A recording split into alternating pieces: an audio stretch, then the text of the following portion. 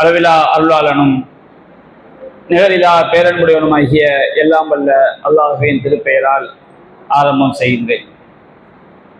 அன்பிற்குரிய சகோதரர்களே, நாம் இரவு தொழுகைக்கு பிறகுலான இந்த அமர்விலே மறுமை பயணம் என்ற தலைப்பில் கபரு வாழ்க்கையிலிருந்து நாம் பார்த்து வருகின்றோம். நாம் நேற்றைய தினம் கபரு வாழ்க்கையிலே, பர்சக் வாழ்க்கையிலே எந்தெந்த பாவங்களுக்கு என்னென்ன தண்டனை வழங்கப்படும் என்பது தொடர்பாக நேற்றைய தினம் பார்த்தோம். குர்ஆனை புறக்கணித்தவர், கடமையான தொழுகையை தொழாமல் தூங்கியவர்கள், வட்டி வாங்கியவர்கள், அதே போன்று உலகெல்லாம் பொய்யை பரவ செய்தவர்கள், விபச்சாரம் செய்தவர்கள், இவர்களுக்கெல்லாம் எப்படிப்பட்ட தண்டனை கபர் வாழ்க்கையிலே இருக்கும் என்பதை பற்றி நாம் பார்த்தோம். அதைத் தொடர்ந்து இன்னும் பல்வேறு விஷயங்களை நபிகள் நாயகம் ஸல்லல்லாஹு அலைஹி வஸல்லம் அவர்கள் நமக்கு சொல்லி இருக்கிறாங்க. அதுல ஒரு விஷயம் எதுவென்று சொன்னால், சஹீஹுல் புகாரியிலே 216வது செய்தியாக பதிவு செய்யப்பட்டிருக்கிறது.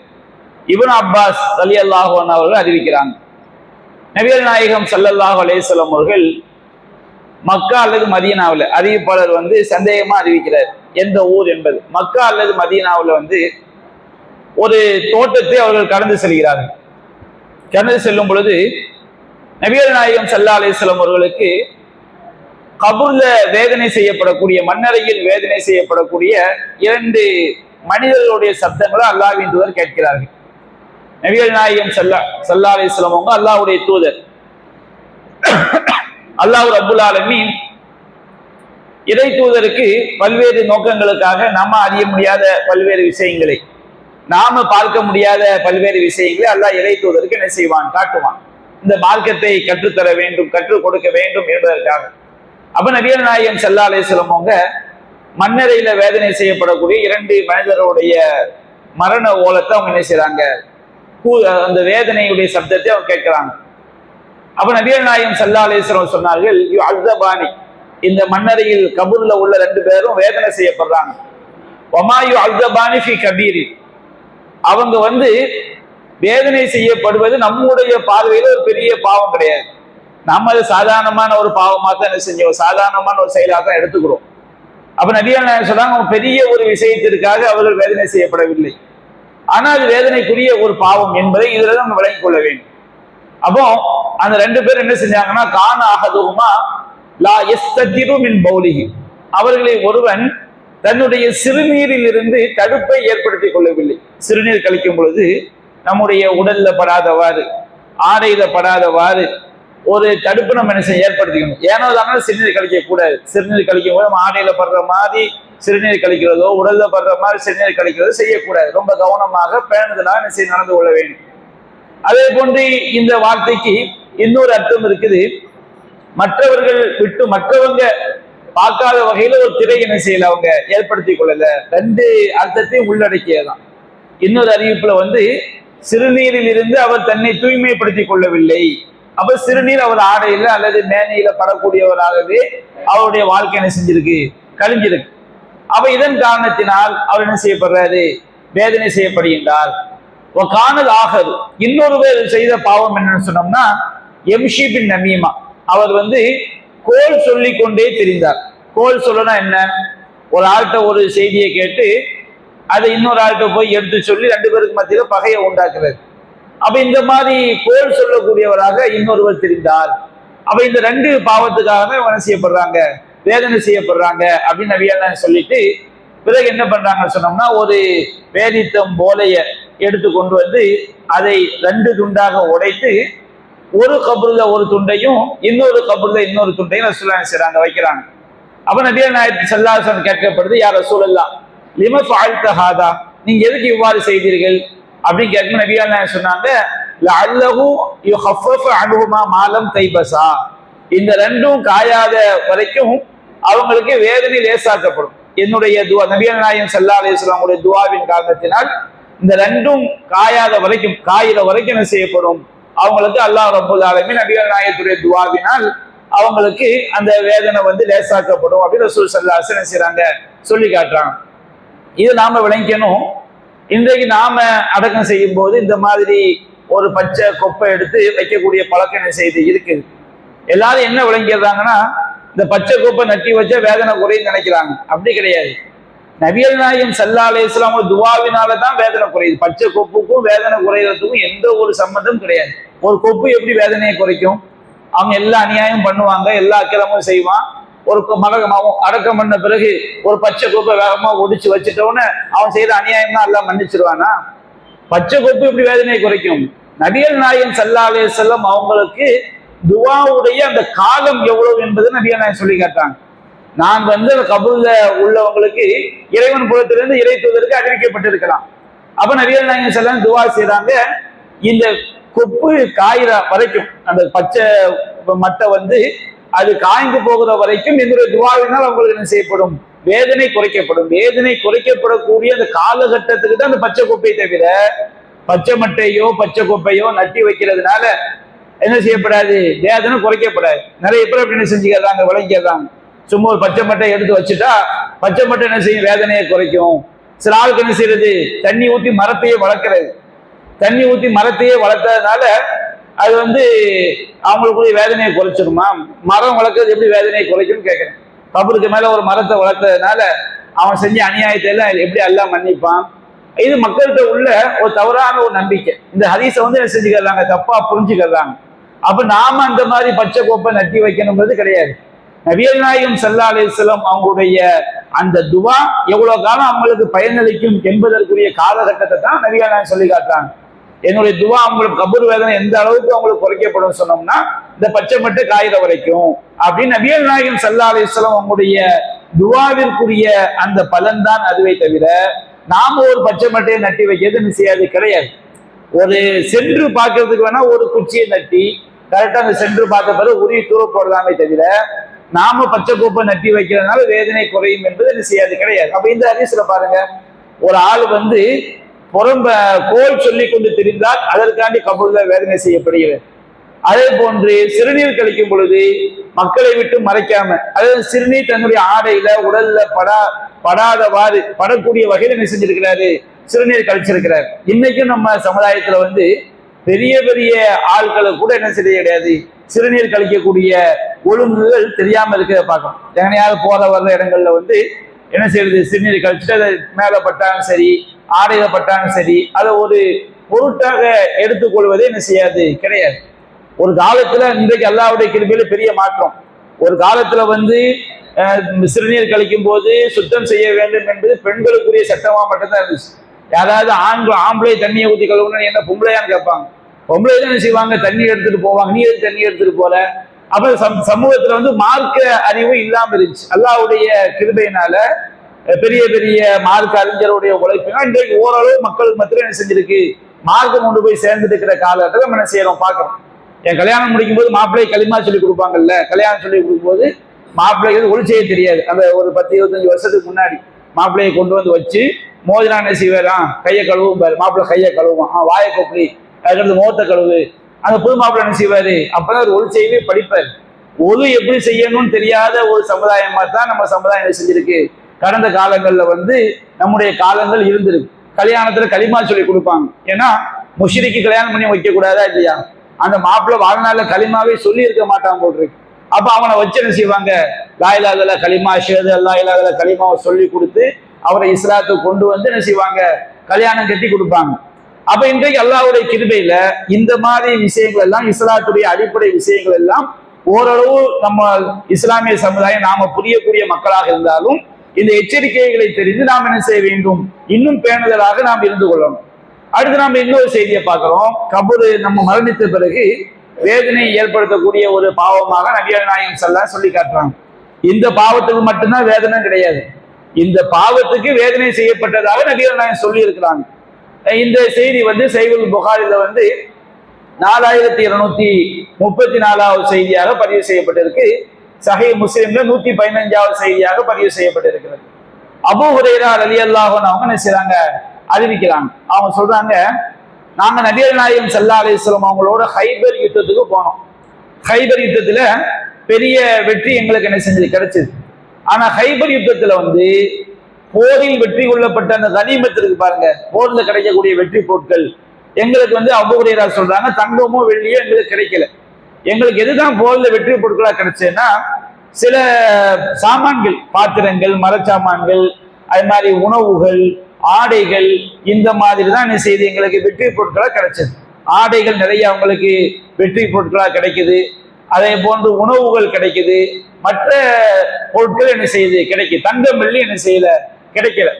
அப்போ நாங்க என்ன செய்யணும் சொன்னோம்னா, நபிகள் நாயகம் ஸல்லல்லாஹு அலைஹி வஸல்லம் அவங்களோட ஒரு கணவாயை நாங்க கடந்து செல்லும் போது ரசூல் ஸல்லல்லாஹு அலைஹி வஸல்லம் அவங்களுக்கு ஒரு அடிமை ஒரு ஆள் இருந்தார்.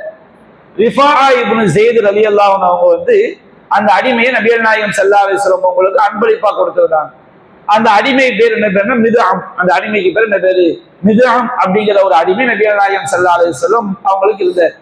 அவர் நபிகள் நாயகம் ஸல்லல்லாஹு அலைஹி வஸல்லம் அவங்களுடைய சாமான்களை எல்லாம் எடுத்து கட்டி வச்சு ஒரு கணவாயை கடந்து சென்றிருக்கும் பொழுது என்ன செஞ்சேன்னா, எங்கிருந்தோ யாரோ அடிச்ச அம்பு வந்து அந்த அடிமையை தாக்கி என்ன செஞ்சார், மிதுஅம் அப்படிங்கிற அடிமை வந்து மௌத்தாயிட்டார். மௌத்தாயிட்டா நம்முடைய மார்க்க சட்டம் என்ன? எதிரிகளோட யுத்தம் செய்யும் போது கொல்லப்பட்டா மட்டும்தான் ஷஹீதுங்கிறது கிடையாது. யுத்தத்துக்காண்டி ஊரை விட்டு கிளம்பும் போது மௌத்தாயினா கூட தான் ஷஹீத் தான். திரும்ப ஊருக்கு வந்து சேரும் போது மௌத்தாயிட்டா கூட ஷஹீத் தான். அப்ப அந்த அளவுக்கு மார்க்கம் வந்து ஷஹாதத்துடைய அந்தஸ்து என்ன செஞ்சிருக்கு, வச்சிருக்கு. அப்ப இந்த மிதுஅம் என்கின்ற ரசூல் ஸல்லல்லாஹு அலைஹி வஸல்லம் அடிமைக்கு வந்து திடீர்னு யாரோ அடிச்ச அம்பு தாக்கி என்ன செஞ்சாரு, மௌத்தாயிறாரு.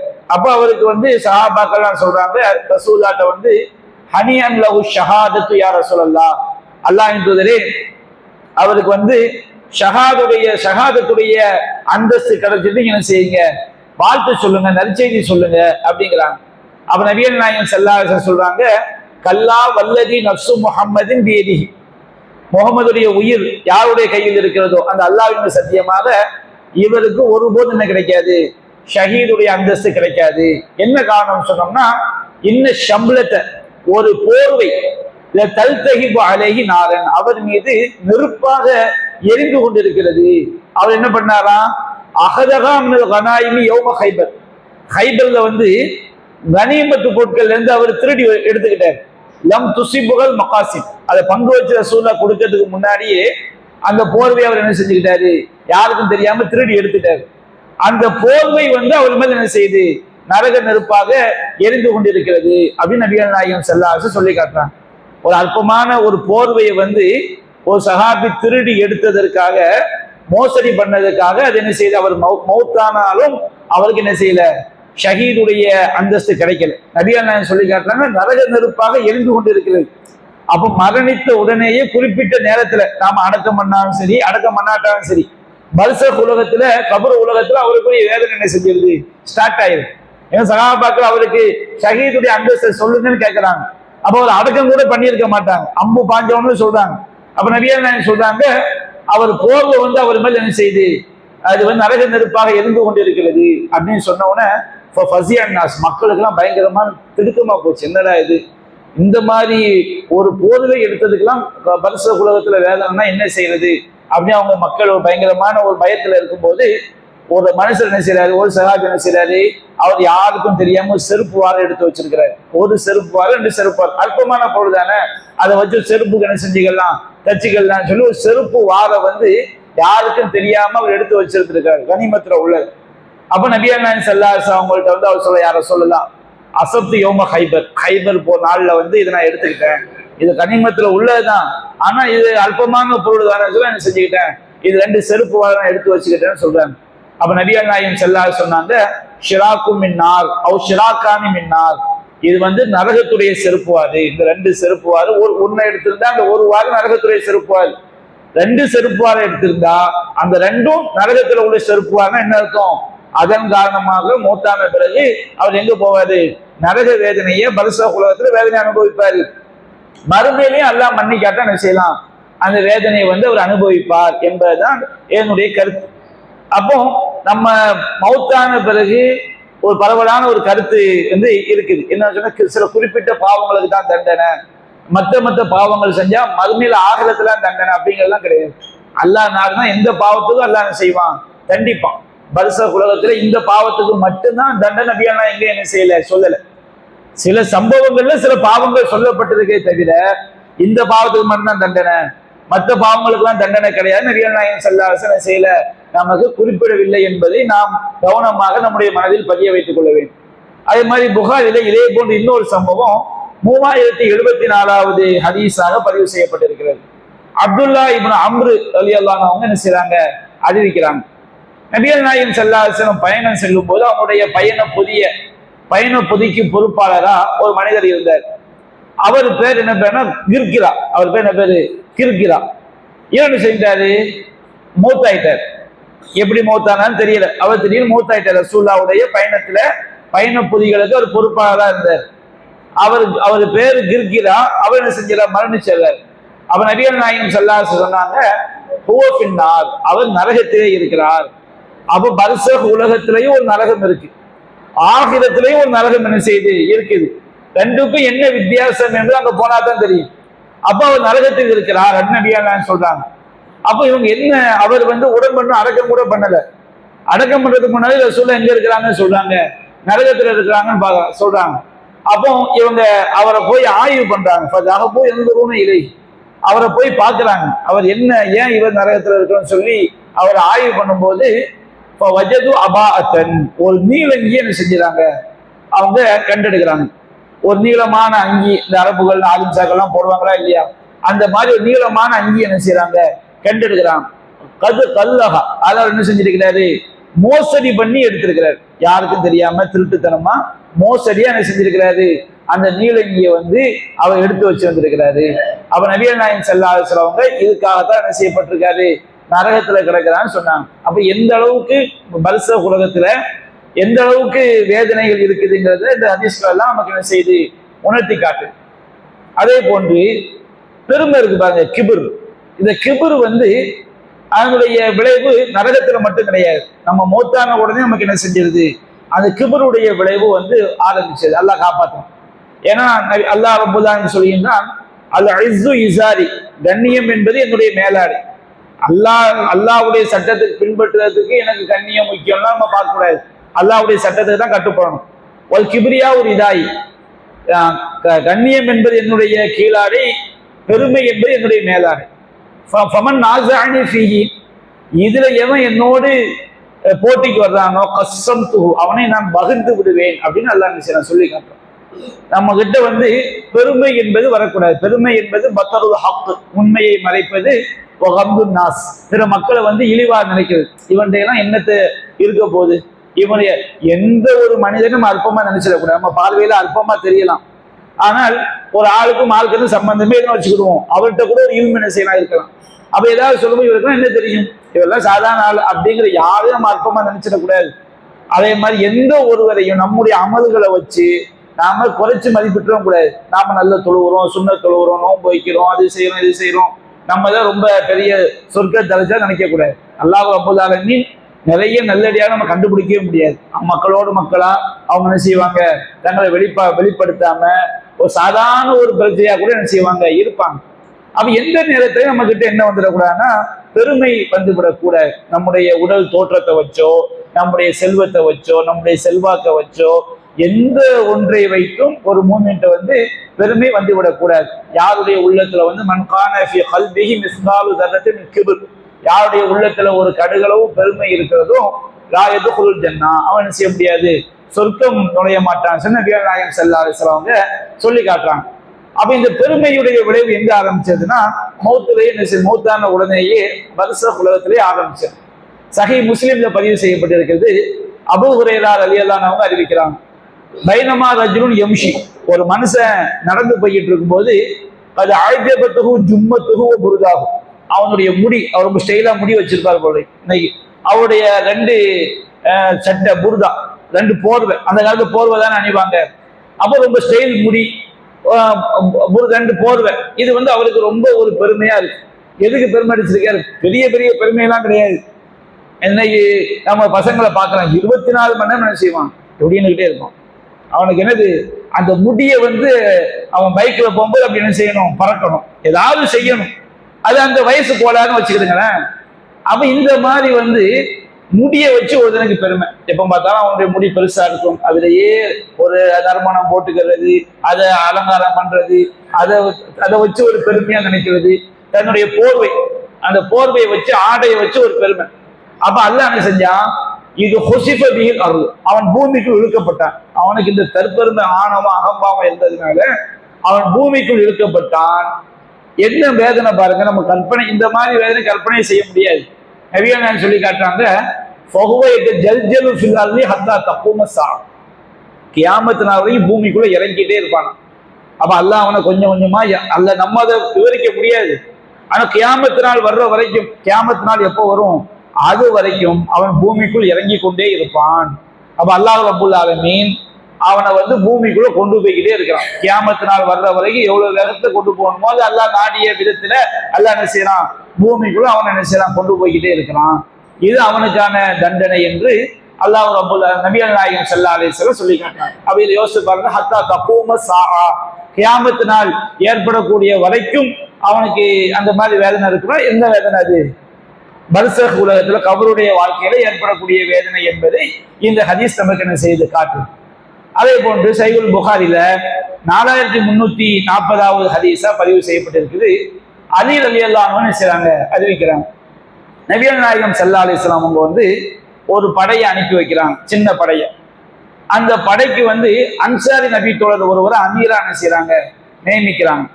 நம்முடைய மார்க்க சட்டம் என்னன்னு சொன்னோம்னா, ஒரு ஆட்சியாளர் ஒரு பயண குழுவுக்கு ஒருவரை அமீரா நியமிச்சுட்டா அவருக்கு கட்டுப்படணும். இவனை குர்ஆன்ல நிறைய வசனங்கள்ல அத்தியுல்லாஹ் வ அத்தியுர் ரசூல், அல்லாஹ்வுக்கு கட்டுப்படுங்கள், அல்லாஹ்வுடைய தூதருக்கு கட்டுப்படுங்கள், உலுல் அம்ரி மின்கும், உங்கள் அதிகாரம் உடையவங்களும் கட்டுப்படுங்கள் அப்படின்னு அல்லாஹ் சொல்லி காட்டுறான். வார்த்தையில அல்லாஹ்வுக்கு கட்டுப்படுவதும் ரசூலுக்கு கட்டுப்படுவதும் ஆட்சியாளர் கட்டுப்படுவதும் வார்த்தையில ஒண்ணு, ஆனா தன்மையில வேற. இப்போ அனிஷ்குலி ஒரு வாலிதை, நீங்க எனக்கும் நன்றி அல்லாஹ் சொல்லலாம், நீங்கள் உங்கள் இறைவனாகிய அல்லாஹ்வுக்கும் நன்றி செலுத்துங்கள், உங்கள் பெற்றோருக்கும் நன்றி செலுத்துங்கள். வார்த்தையில நன்றி செலுத்து என்பது ஒண்ணு, ஆனா தன்மையில வேற. நம்ம அல்லாஹ்க்கு எப்படி நன்றி செலுத்துவோம், அல்லாஹ்க்கு நம்ம சஜிதா பண்ணுவோம், இறைவனுக்காக நம்ம தர்மம் செய்வோம், அல்லாஹ்வை நாம தொழுவோம், இறைவனுக்காக நோன்பு வைப்போம், இறைவனுக்கு அறுத்து பலியிடுவோம், வணக்கங்கள் நம்ம அல்லாஹ்க்கு செய்வோம். பெற்றோருக்கு நன்றி செலுத்துங்கன்னா பெற்றோர் நம்ம வணக்கம் செய்ய முடியுமா? பெற்றோர்கள்ட்ட போய் நம்ம சஜிதா பண்ண முடியுமா? அவங்களுக்கு அவங்க பேரை வச்சு அறுக்க முடியுமா? அப்படி செய்யக்கூடாது, ஷிர்காயிடும். அப்ப சில நேரங்கள்ல வார்த்தையினுடைய எஃபெக்ட் நம்ம விளங்கிக்கணும். அல்லாஹ்க்கு பயன்படுத்தினா அதனுடைய அர்த்தம் என்ன? இன்னைக்கு நிறைய பேரு வழிகட்டு போறதே அந்த வார்த்தைகளை பிரிச்சறிய தெரியாம தான். அப்ப அது தனி டாபிக்னு வச்சுக்கிடுங்க. அப்ப நபிகள் நாயகம் ஸல்லல்லாஹு அலைஹி வஸல்லம் ஒரு அன்சாரி நபி தோழரை அந்த படைக்கு அமீரா நியமிச்சு சஹாபாக்களுக்கு சொல்றாங்க, அந்த படைக்கு போற சஹாபாக்கள் சொல்றாங்க, அமரகும் அயுத்தியுஹு, அந்த அமீருக்கு கட்டுப்படணும்னு சொல்லி சஹாபாக்களுக்கு என்ன செஞ்சாங்க, ரசூலுல்லாஹ் உத்தரவிட்டாங்க. அவர் படையில போகக்கூடிய சஹாபாக்களுக்கு உங்க அமீருக்கு நீங்க என்ன செய்யணும், கட்டுப்படணும் அப்படின்னு சொல்லி. அப்ப அந்த படை போய்கிட்டே இருக்கும்போது அந்த அமீருக்கு கோபம் வந்துருச்சு. ஏதோ ஒரு செயல் செஞ்சிருப்பாங்க படையில உள்ள ஆட்கள், செஞ்ச உடனே அவருக்கு பயங்கரமான கோபம் வந்துருச்சு. கோபம் வந்த உடனே தன்னுடைய படையில உள்ள நபி தோழரை கூட்டி, அலைஸ அமரக்கும் நபி ஸல்லல்லாஹு அலைஹி வஸல்லம் துக்கியூனி, எனக்கு கட்டுப்படணும்னு சொல்லி ரசூலுல்லாஹ் உங்களுக்கு உத்தரவிடலையா அப்படின்னு எல்லா சஹாபாக்களும் சொல்றாங்க, ஆமா அப்படிங்கிறாங்க. அப்ப அவர் ஒரு உத்தரவு போற, ஃபஜ்மாஊலி ஹத்தபன், எனக்கு நீங்க என்ன செய்யுங்க, நல்ல விறகை ஒண்ணு சேர்த்துக்கிறாங்க. அப்ப அமீர் சொல்லிட்டான்னு என்ன செய்யறாங்க, விறகை தேடி எடுத்து விறகை பொல்லாம் ஒண்ணு சேர்த்துறாங்க. அடுத்து அவர் சொல்ல அவுக்கிது நார, நெருப்பு மூட்டுங்கிறாரு. அப்ப என்ன செய்யறாங்க, நெருப்பு பத்த வச்சு தகதகன் எரியுது. அப்ப இந்த அமீர் என்ன செய்யறாரு, அந்த நபி தோழரை பார்த்து உதுகுலுஹா, எல்லாம் என்ன செய்யுங்க, நெருப்புல போய் விழுங்கிறாரு. ரசூலுல்லாஹ் என்ன கட்டுப்பட சொன்னாங்களா இல்லையா, எல்லாரும் கீழே போய் உள்ள விழுங்கன்னு சொன்ன உடனே ஒரு கூட்டம் என்ன செய்யுது, வேகமா போய் உள்ள போகுது. இன்னொரு கூட்டம் என்ன செய்யறாங்க, அவங்களை பிடிச்சி நிப்பாட்டுறாங்க. ஏன்பா, நம்ம எதுக்கு இஸ்லாத்துக்கு வந்தோம்? நாளைக்கு நரகத்துல போய் அந்த நெருப்புல விழுந்துடக்கூடாது, இஸ்லாத்துக்கு வந்தோம். அந்த நெருப்புக்கு பயந்து இஸ்லாத்துக்கு வந்தா இவர் இந்த நெருப்புல போய் விழ சொல்றாரு. நாம இஸ்லாத்துக்கு வந்தது எதுக்கு தான், நரக நெருப்புல போய் விழுந்துடக்கூடாதுங்கிறது இஸ்லாத்துக்கு வந்தா இவர் நெருப்புல போய் விழ சொல்றாரு அப்படின்னு செய்யறாங்க. அவங்க விழ போற ஆட்கள் தடுக்கிறாங்க. இப்படி இருப்பாங்க சஹாபாக்கள்லயே ஒரு சிலர் இப்படி இருந்திருக்கிறாங்கன்னா நம்ம காலத்துல சொல்லவா வேணும்? யாராவது எதையாவது சொல்லிட்டு இதுதான் மார்க்கம் அதுதான் மார்க்கம் சொல்லி அப்புறம் மாட்டிக்கிட்டு என்ன செய்யறது, முழிக்கிறது. மார்க்கம் என்பதை சரியான முறை நம்ம செஞ்சுக்கணும், விளங்கிக் கொள்ள வேண்டும் ஒவ்வொரு விஷயத்திலையும். அப்போ ஒரு சிலர் விட போறாங்க, ஒரு சிலர் பிடிச்சிடறாங்க. அப்ப அவங்க சொல்றாங்க, ஃபரர்னா இதன் நபி ஸல்லல்லாஹு அலைஹி வஸல்லம் மினன்னார். நாம நபிகள் நாயகம் ஸல்லல்லாஹு அலைஹி வஸல்லம் நோக்கி ஓடி வந்தது நரகத்துல போய் விழுந்துடக்கூடாது, அதாவது இஸ்லாத்தை நாம ஏத்துக்கிட்டது நரகத்துக்கு போயிடக்கூடாது அப்படின்னு நினைச்சாங்க. அவங்க அந்த நெருப்பிலிருந்து நாங்க நபிகள் நாயகத்தை நோக்கி ரசூலுல்லாஹ்ட்ட வந்துடுறாங்க. வந்துட்டு அப்போ அவரு அப்படி இருந்துகிட்டே இருக்கும்போது ஹத்தா ஹமதத்தினார், நெருப்பு என்ன செஞ்சிருது, அணைஞ்சு சாம்பல் ஆயிடும். அந்த அமீருடைய கோபமும் என்ன செஞ்சது, குறைஞ்சது. இந்த தகவல் யார்கிட்ட வருதுன்னா நபிகள் நாயகம் ஸல்லல்லாஹு அலைஹி வஸல்லம் அவங்கள்ட்ட வருது. அப்ப நபிகள் நாயகம் சொல்லக்கூடிய வார்த்தையை கவனிங்க, லவ் தஹலூஹா, அந்த நெருப்பில் அவர்கள் நுழைந்திருந்தார். அந்த அமீருடைய உத்தரவை கேட்டு நெருப்பில் அவங்க நுழைஞ்சிருந்தாங்கன்னா மா ஹரஜூ மின்ஹா இலா யௌமில் கியாமத்தி, கியாமத்து நாள் வரை அதிலிருந்து வெளியேறி இருக்க முடியாது. கியாமத்து நாள் வரை அதிலிருந்து வெளியேறி இருக்க முடியாது. என்ன அர்த்தம்? பர்சக் உலகத்துல அவங்க என்ன செய்யப்படுவாங்க, கியாமத்து வரைக்கும் அந்த நெருப்புல கிடந்து அவங்க என்ன செய்யப்படுவாங்க, வேதனை செய்யப்படுவாங்க அப்படின்னு நபிகள் நாயகம் சொல்றாங்க. அடுத்து சொல்றாங்க அத்தாஅத்து ஃபில் மஅரூஃப், கட்டுப்படுதல் என்பது நல்ல விஷயங்கள் தான். அல்லாஹ் ரசூலை தவிர அல்லாஹ் இறைவனுக்கு கட்டுப்படுதல் என்பது 100% நல்ல விஷயம் தான். அல்லாஹ் நம்ம கெட்டதை சொல்லவே மாட்டான். இறை தூதரை கட்டுப்படுதல் என்பது 100% கட்டுப்பட்டாகும். ஏன்னா இறை தூதர் நமக்கு என்ன செய்ய மாட்டாங்க, கெட்டதை சொல்லவே மாட்டாங்க. இந்த ரெண்டை தவிர மற்றவங்களுக்கு கட்டுப்படுதல் வந்துச்சுன்னா, ஒரு மனைவி கணவனை கட்டுப்படுவதாக இருந்தாலும் சரி, பெற்றோருக்கு கட்டுப்படுவதாக இருந்தாலும் சரி, ஆட்சியாளருக்கு கட்டுப்படுவதாக இருந்தாலும் சரி, ஜமாத்து கட்டுப்படுவதாக இருந்தாலும் சரி, எதா இருந்தாலும் எதுல மட்டும்தான், நல்ல விஷயங்கள்ல மட்டும்தான். லா தாஅத்தலி மக்லூக்கின் ஃபி மஅசியத்தி ஹாலிக், படைத்தவனுக்கு மாறு செய்யக்கூடிய விஷயத்துல படைப்பினங்களுக்கு என்ன செய்யக்கூடாது, கட்டுப்படக்கூடாது. அப்படி கட்டுப்பட்டா என்ன ஆகும்? குர்ஆன் சுன்னாக்கு மாற்றமாக குர்ஆன் இதுதான் ஹக்குன்னு நமக்கு தெரியுது, ஹதீஸ் தான் ஹக்குன்னு தெரியுது. ஏதோ ஒரு நோக்கத்துக்காண்டி நாம மற்றவங்களுக்கு கட்டுப்பட்டு போறோம்னு வச்சுக்கிறீங்க, நிர்பந்தமா இல்லாத பட்சத்துல நமக்கு அது பர்சக் உலகத்துல கபருடைய வாழ்க்கையில என்ன செய்யலாம், பெரிய வேதனையா அமையலாம். அல்லாஹ் நாம தௌபா செய்யாம மௌத்தாயிட்டோம், திருந்தாம மௌத்தாயிட்டோம், அல்லாஹ் மன்னிக்கலன்னு சொன்னோம்னா நமக்கு அது மிகப்பெரிய ஒரு வேதனையை அது என்ன செய்யும், தரும் என்பதை இந்த ஹதீஸ்கள் எல்லாம் நமக்கு என்ன செய்து காட்டுகிறது. அப்ப நம்ம கெட்டவர்களுக்கு என்னென்ன வேதனை இருக்கு நம்ம பார்த்தோம். ஹதீஸ்கள் நம்ம ஓரளவு இவ்வளவு விஷயங்கள் இருக்குது, நமக்கு தெரியாம ஒன்று என்ன செய்யலாம், இருக்கலாம், அல்லாஹ் வாழலாம் ஹதீஸ்கள்ல. இப்ப நம்ம நல்லவங்களுக்கு எப்படி சொர்க்க வாழ்க்கை மௌத்தான பிறகு பர்சக் உலகத்துல அவங்களுக்கு அந்த சொர்க்க வாழ்க்கை எப்படி இருக்குன்னு ஏற்கனவே கொஞ்சம் பார்த்துருக்கணும். அதற்கும் சில சம்பவங்கள் நமக்கு என்ன செய்து சொல்லப்பட்டிருக்கு. இப்ப இந்த கெட்ட விஷயங்கள் இருக்கு பாருங்க, இந்த கெட்ட விஷயங்களை பொறுத்த வரைக்கும் நாம ஒவ்வொரு நாளும் அல்லாஹ்ட்ட என்ன செய்யணும், அத்தகைய தொழுகையில நம்ம அல்லாஹ்ட்ட பாதுகாப்பு தரணும். அல்லாஹும்ம இன்னி அஊது பிக்க மின் அதாபில் கபர் வ அதாபின் நார், இறைவா கபருடைய வேதனையை விட்டு நரகத்துடைய வேதனையை விட்டும் உன்னிடம் நான் பாதுகாப்பு தருகிறேன். நபிகள் நாயகம் ஸல்லல்லாஹு அலைஹி வஸல்லம் ஒவ்வொரு நிலைகளிலையும் கபூர் வேதனையை விட்டு நமக்கு பாதுகாப்பு தேட சொல்லி தந்திருக்காங்க. நாம் எப்படி தப்பிக்கிறது, நம்மை நாம் சீர்திருத்திக் கொள்வதோடு நம்ம இந்த மாதிரி பாவங்கள் எல்லாம் கோல் சொல்ற பாவத்தை நம்ம செஞ்சுதான் இருக்கிறோம்.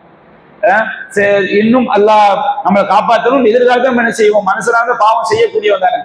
அப்புறம் பர்சக் வாழ்க்கை நம்ம எப்படி தப்பிக்கிறது, நம்ம அத்தஹியாத்துல ரசூலுல்லாஹ் கபூர் வேதனையை விட்டு பாதுகாப்பு தேட சொல்லி தந்திருக்கிறாங்க. தொழுகை முடிஞ்சவன ரசூலுல்லாஹ் சொல்லி தந்திருக்கிறாங்க. தொழுகை முடிஞ்சவன அல்லாஹும்ம இன்னி அஊது பிக்க மினல் புஹுல் வ அஊது பிக்க மினல் ஜுபுன் வ அஊது பிக்க அன் உரத்த இலா அர்தில் உம்ர் வ அஊது பிக்க மின் அஸாபில் கப்ர் வ மின் அஸாபின் நார். இறைவா கஞ்சத்தனத்திலிருந்தும் கோழைத்தனத்திலிருந்தும் தள்ளாத வயதுக்கு தள்ளப்படுவதிலிருந்தும் கபருடைய வேதனையிலிருந்தும் நரகத்துடைய வேதனையிலிருந்தும் உனக்கு நான் செய்யறேன் பாதுகாவல் தெரிகிறேன். காலை ரசூலா டெய்லி காலையிலேயும் மாலையிலேயும் ஓதுற துவா நம்ம சொல்லி தந்திருக்கிறாங்க. காலையில ரசூலா ஓதுவாங்க, காலை ஆன பிறகு சுபுவுக்கு பிறகு அஸ்பஹனா அஸ்பஹல் முல்கு லில்லாஹ் வல்ஹம்துலில்லாஹ், நாங்கள் காலை அடைந்து விட்டோம், இந்த காலையிலும் ஆட்சி அல்லாஹ்வுக்குரியது, அல்லாஹ்வுக்கே எல்லா புகழும், லா இலாஹ இல்லல்லாஹ் வஹ்தஹு லா ஷரீக லஹு லஹுல் முல்கு வ லஹுல் ஹம்து வ ஹுவ அலா குல்லி ஷைஇன் கதீர், அந்த லா இலாஹ இல்லல்லாஹ் கலிமா ஓதிட்டு அல்லாஹும்ம இன்னி அஊது பிக்க மினல் கஸலி வ சூஇல் கிபர், இறைவா நான் சோம்பேறித்தனத்திலிருந்தும் தள்ளாத வயதுக்கு தள்ளப்படுவதும் கொஞ்சம் பாதுகாப்பு தெரிகிறேன். அல்லாஹும்ம இன்னி அஸ்அலுக கைர மா ஃபீ ஹாதில் யௌமி வ கைர மா பஅதஹா, இறைவா இந்த நாளுடைய நன்மையையும் இந்த நாளுக்கு பின்னால் வரக்கூடிய நாளுடைய நன்மையும் கேட்கின்றேன். வ அஊது பிக்க மின் ஷர்ரி மா ஃபீ ஹாதில் யௌமி வ ஷர்ரி மா பஅதஹா, இந்த நாளுடைய தீமையிலிருந்தும் இந்த நாளுக்கு பின்னால் உள்ளோட தீமையிலிருந்தும் உன்னிடம் நான் பாதுகாப்பு தெரிகிறேன். அல்லாஹும்ம இன்னி அஊது பிக்க மின் அஸாபின் ஃபின்னார் வ அஸாபின் ஃபில் கப்ர், இறைவா கபர் வேதனையிலிருந்தும் நரக வேதனையிலும் உன்னிடம் பாதுகாப்பு தெரிகிறேன். நபிகள் நாயகம் ஸல்லல்லாஹு அலைஹி வஸல்லம் அன்றாடம் நமக்கு ஓத சொல்லி தந்து அத்தஹியாத்துல ஓதுற துவா, தொழுகை முடிஞ்ச பிறகு ஓதக்கூடிய துவா, அதே மாதிரி காலை மாலை, காலையில ஓதக்கூடிய துவா, மாலையில ஓதக்கூடிய துவா, இந்த துவாக்கள் எல்லாத்துலயுமே கபூர் வேதனை விட்டு நம்ம என்ன செய்றாங்க, பாதுகாப்பு தேட சொல்லி தர்றாங்க. அப்ப நம்ம இஹ்லாஸான முறையில, உளவுபூர்வமான முறையில் இந்த துவாக்கள் மட்டும் கிடையாது, நாம அல்லாஹ்ட்ட கையேந்தி கேட்கும் போது, தஹஜ்ஜுத்ல கேட்கும் போது நாம் என்ன செய்ய வேண்டும், கபூர் வேதனையை விட்டும் நரக வேதனையை விட்டும் பாதுகாப்பு தேடும் பொழுது அல்லாஹ் ரப்பல் ஆலமீன் நம்ம என்ன செய்வான், கண்டிப்பாக அவனுடைய கருணையினால் அந்த கபூர் வாழ்க்கை அல்லாஹ் என்ன செய்ய, நம்ம காப்பாற்றுவோம்.